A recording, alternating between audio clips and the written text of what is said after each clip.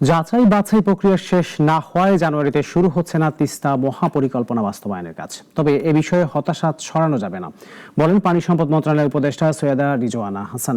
সকালে রংপুর কাউনিয়া উপজেলার চীনা রাষ্ট্রদূত সহ তিস্তা নদী ভাঙ্গন কবলিত এলাকা পরিদর্শন শেষে সাংবাদিকদের এইসব কথা বলেন তিনি।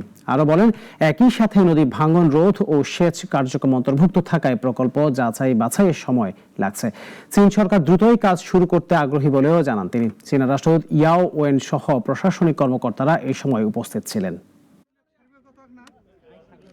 যে এটা যাচাই বাছাই প্রক্রিয়াটা শেষ না হওয়া পর্যন্ত এটা শুরু করা যাচ্ছে না, ফলে এটা হয়তো জানুয়ারির মধ্যে শুরু হচ্ছে না, কিন্তু কোনোভাবেই হতাশা ছড়ানো যাবে না, কারণ উনি এই প্রকল্পটা করার ব্যাপারে চীন সরকার বাংলাদেশ সরকার উভয়ই প্রতিশ্রুতিবদ্ধ বলেই আমরা দুজন আবার আপনাদের কাছে এসেছি।